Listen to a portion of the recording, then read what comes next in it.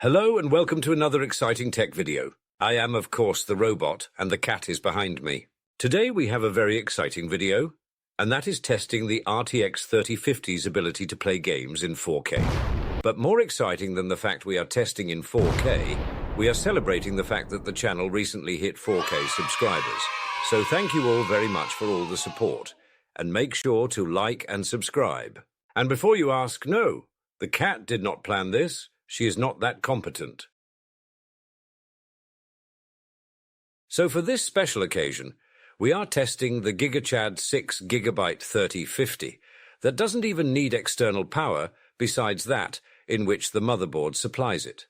This card maxes out at a TDP of 70 watts. It is also very tiny and the cat loves it. But how can this tiny, no external power needing GigaChad handle games in 4K? That is what we are here to find out. The question nobody asked about the GPU that most people don't even know exists.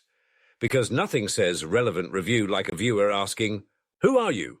Why did they make a 6GB 3050 and why did YouTube show me this video?" To complement our 3050 in these tests, we have a motherboard and CPU from AliExpress and 32GB of DDR4 RAM running at 3200 MHz. Our CPU is the Ryzen 5600.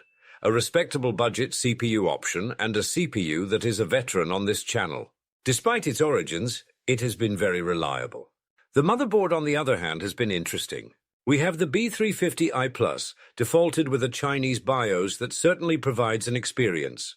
We will ignore the fact that the CMOS battery is dead and the BIOS resets every time the PC is unplugged. Yes, we will ignore that fact because the cat keeps forgetting to buy a new one and replace it. But those minor issues aside, this is a fine motherboard, albeit a little quirky. I mean, we can even turn on resizable bar for this motherboard. B580 be praised. The full PC specs will be listed in the description. We will, of course, be testing in 4K, which is a resolution of 3840 by 2160. We will be recording with a capture card as to not take away any performance from our GPU. Spoiler, it will be struggling enough as is. While there might not be a huge demand for knowing how a 6GB RTX 3050 handles 4K gaming, you have to admit there is a morbid curiosity to know. It's like not being able to look away from a train wreck. You know what you are about to see, but you want to watch it anyways. So join the cat and I on this train wreck as we go through and ask the question that nobody has dared to ask. So let's take chances, make mistakes, and most importantly, torture this GPU.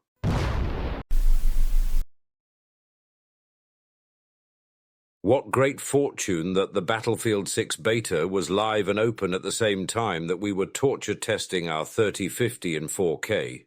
Although at a certain point the question comes up, who is being tortured more, the GPU or the cat forced to play multiplayer games at 4K with a 6GB card?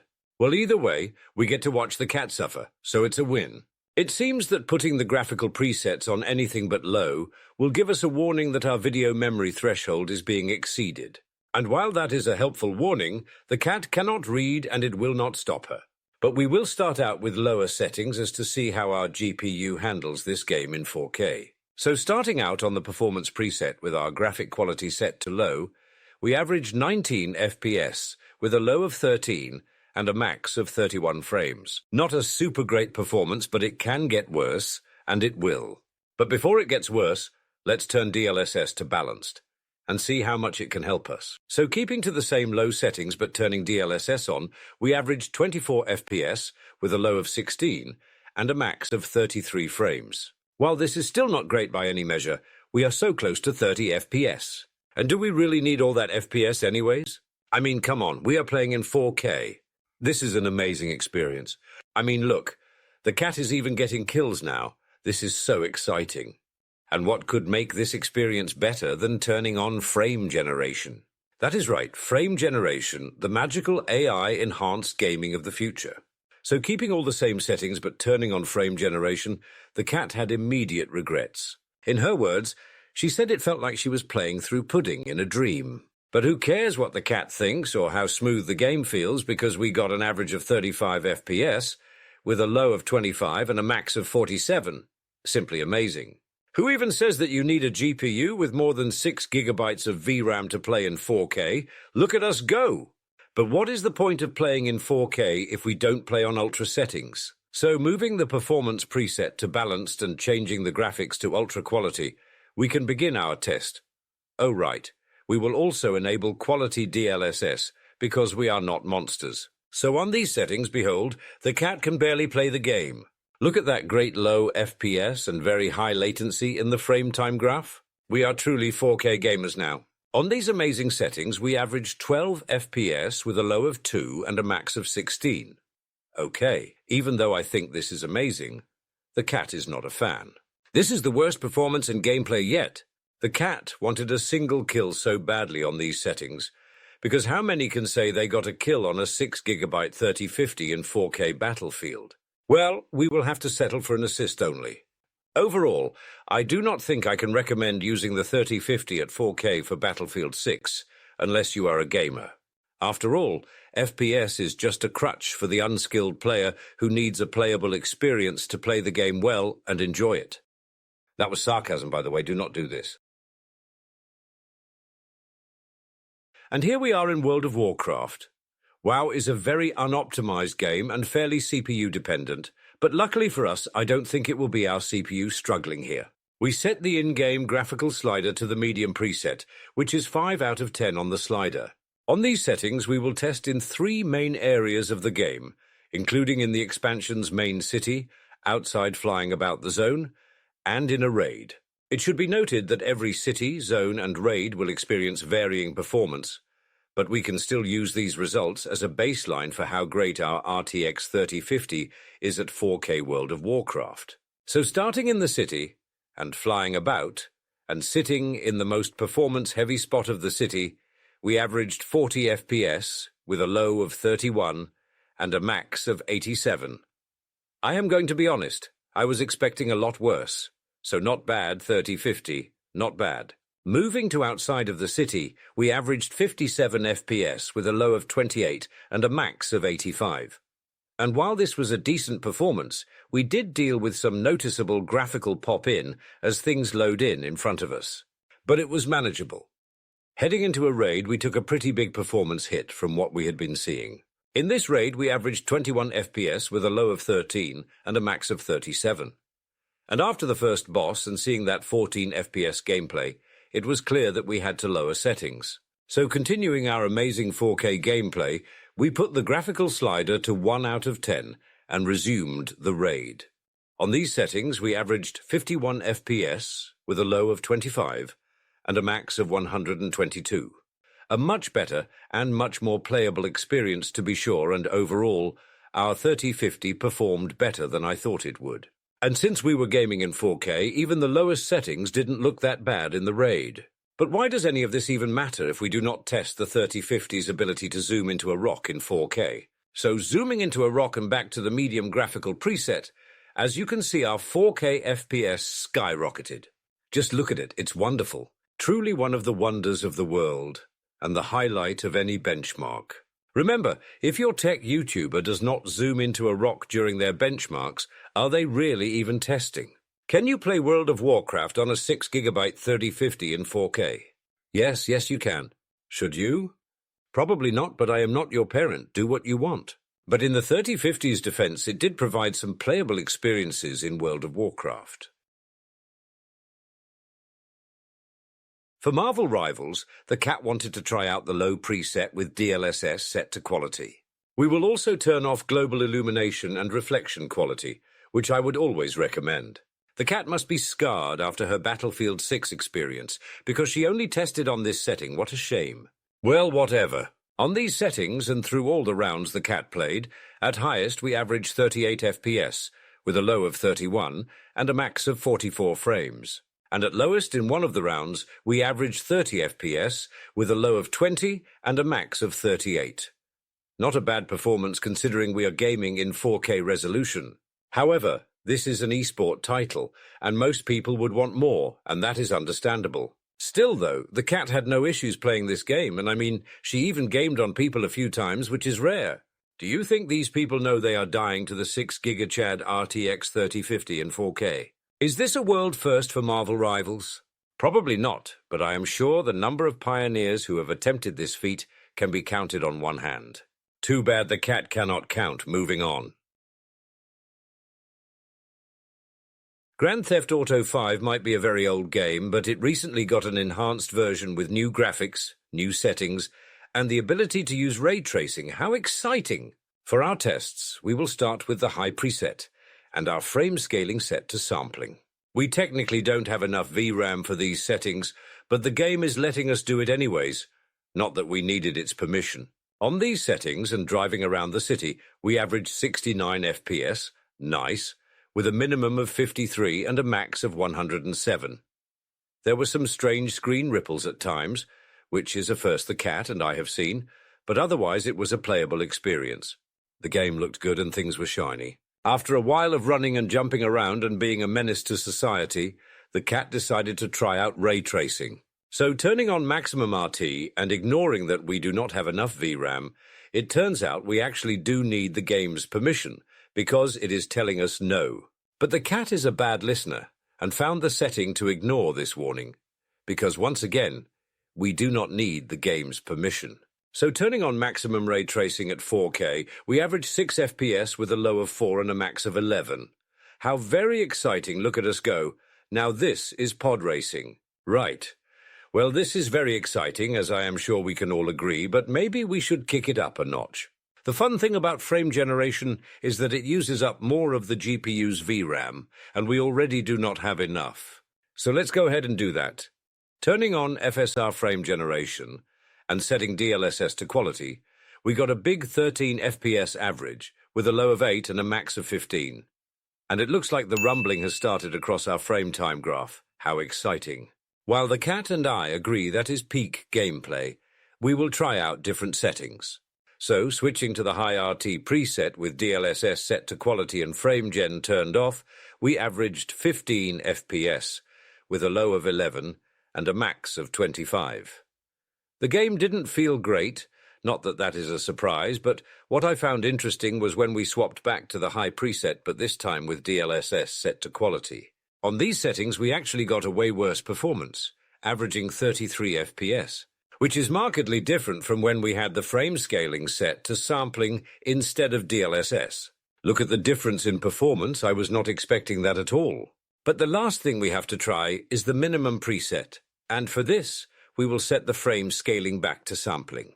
On these settings, we averaged 91 FPS with a low of 68 and a max of 142. I know this is an old game, but I am pretty impressed we managed to play this game so well in 4K.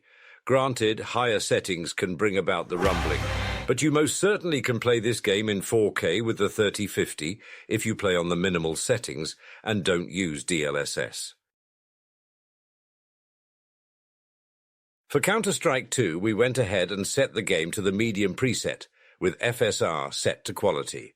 And on these settings and in 4K glory, we get to watch Sire die over and over, and it has never been more beautiful to watch. YouTube may ruin the quality a bit with compression, but this is still an amazing 4K experience.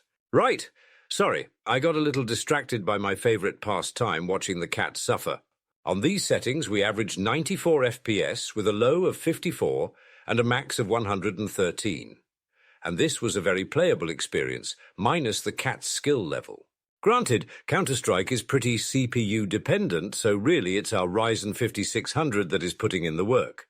But GPU still matters, of course, and ours is hitting 100% usage here. And while 94 FPS is enough for the cat, I understand this is a competitive esports title, and most would want to at least hit their monitor's refresh rate, and that is understandable. And even though Counter-Strike is not super intensive or new, it is still impressive to see our little 3050 performing this well at 4K. If you have a 4K monitor and a 6GB 3050, you most certainly can play Counter-Strike 2. We have been going too easy on our 6GB 3050. I mean, look at the last test, it didn't even suffer, only the cat did, which is still good, admittedly. The cat thinks she is torturing this GPU, but it's really her torturing herself by trying to play at 4K on a GPU that doesn't even plug into a power supply. But that does not matter because we are here in Fortnite, and it's time to really torture the cat and the GPU. So with that in mind, we will try out the Epic preset. On the Epic preset, as you can see, it's not great. We are averaging 13 FPS with a low of 5 and a max of 26 frames. It is very clear to me now that the 3050 cannot handle Fortnite on all Epic settings in 4K. But who knows, maybe it would have been amazing, so we had to test it. Who could have seen this outcome? Right, well, moving to more reasonable settings, we set Fortnite to the low preset with view distance set to far. With these settings, we average 78 FPS with a low of 51 and a max of 97. Once again, not bad. I am surprised how well we can run a lot of these games in 4K, albeit on their lowest settings. But still, we are doing better than I thought we would, and for the cat, this is a playable experience. I know some would still want more FPS, and it might not be for everyone, but maybe you should have thought about that before you tried using a 6GB RTX 3050 for 4K gaming. That is a bad hypothetical user, bad. Your 3050 is trying its best. At any rate, I have to give our 3050 a pass here. We most certainly can play Fortnite in 4K. For Helldivers 2, we will skip the torture because spreading democracy efficiently is more important. So with democracy in mind, we set the game to the low preset with the render scale set to balanced. And on these settings, we averaged 56 FPS with a low of 47 and a max of 74. We were just so close to 60 FPS, and even though we came up short, the cat still felt the game was very playable in 4K. There was some strange rendering, but this is most likely due to us only having 6GB of VRAM to work with. And once again, did I mention that we are making this GPU play in 4K? But this is about democracy, not about assigning blame. But that being said, I still blame the cat. I mean, who is this video even for? I am not sure who would buy a 4K monitor just to run every game on its lowest settings and still get mixed results. But if that is you, then this video is for you, and I hope it is helpful. Probably not though, so moving on. For Oblivion Remastered, we are torturing this card no matter what settings we play on. For example, on the low preset with DLSS set to balanced, and right outside of the Imperial sewers, which is where you end up at the start of the game, we averaged 15 FPS with a low of 9 and a max of 22. Not a super great first result, considering we are not around a whole lot, but maybe it will be better in a city. So heading to the Imperial City Market District, it once again is not great. We are averaging 18 FPS with a low of 13 and a max frame rate of 34. I hope you are learning lots, as I know this is very informative. And in the spirit of information, we will now turn on frame generation. With frame gen on, and keeping to the low preset with FSR set to balanced, we basically got the same performance, but the game felt much, much worse. It seems not even AI can save us here, but it can draw on our frame time graph. Well, if it is already this bad, it can't get much worse, right? So making it much worse, we set the game to ultra quality with DLSS also set to quality. Of course, in our 4K experience, we don't want frame generation, so we turned that off. And as you can see here, we managed to give a Microsoft PowerPoint FPS, and all in 4K. While this might not be a great gaming experience, it was an experience. For Cyberpunk, there is a great many different settings we can try out, and we will try as many as we can, which turned out not to be a whole lot. Our poor little 3050 struggled a lot here. As you can see with this graph, the only thing that saved this experience was DLSS. Turning off DLSS, our performance drops quickly, and even DLSS could not save this GPU when Sire turned on ray tracing. We did not bother to test more, or to test with frame gen because these tests were already taking 3 to 5 times longer than it normally does, since the 3050 was having a panic attack. But it is once again in times like these we wonder who is torturing who here. At any rate, I don't think Cyberpunk can get a pass here. It gives our 3050 anxiety. After the last 2 benchmarks, my expectations were at an all-time low, but our RTX 3050's performance with Rocket League surprised me. Playing on all the highest settings, And going into a practice lobby, we averaged 99 FPS, with a low of 83 and a max of 137. I was not expecting this good of a performance. I mean, we are playing in 4K after all, and playing on the highest settings. While Rocket League may not be the most intensive game, it's still impressive. Going into an actual game to test the performance, we averaged 85 FPS, with a low of 53 and a max of 112. And while we did lose a little performance versus the practice mode, this is still very playable. Seeing this performance, our 3050 gets a big pass here from me and finally gets a solid win for gaming in 4K. Furmark is a great free tool to not only stress test your new GPU, but also to benchmark it. Going into the benchmark with Furmark GL and running the benchmark in 4K, our 3050 scored 1109. And that is excellent, until you compare it to the other GPUs that recently took the same benchmark. And like a test it didn't study for, our 3050 disappointed us all. I mean, just look at the other scores. It's like our 3050 isn't even trying. Personally, I blame the mother. Next, we will test out Furmark VK. In Furmark VK, we scored 1023, and once again, not great. As you can see, compared to other GPUs, our 3050 tried their best, but their best was mid. It is interesting to note that we are not the lowest on all these lists. Hooray! We do not have the dumbest kid. GPU. But I do wonder, how did our 3050 do versus other 3050s to run these same tests? And as you can see here, we made a nice graph to show you that our 3050 is below average. I am not sure what we learned here besides disappointment, but I think it's time to wrap things up. Finally, we have reached the end of our journey, but I'm not really sure what to say. In some ways, the RTX 3050 surprised me with its performance at 4K. And in other ways, it went exactly as expected. Should you get an RTX 3050 for 4K gaming? No, not at all. But you technically can if that's how you choose to use your free will. But don't do this. No matter how badass the RTX 3050 6GB card looks, it will disappoint you with 4K gaming. In any case, thank you all for watching and make sure to like and subscribe. And thank you to our channel members who help make these silly tests possible. Have a wonderful rest of your days or nights.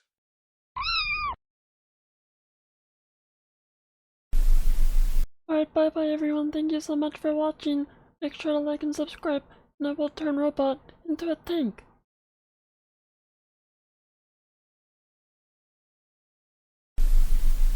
Robot tank isn't real. He can't hurt you. Oh no, he's behind me.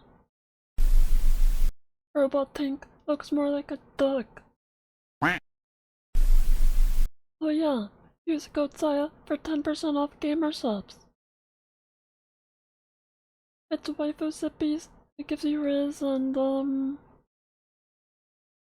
if you drink it you might have drink in your mouth.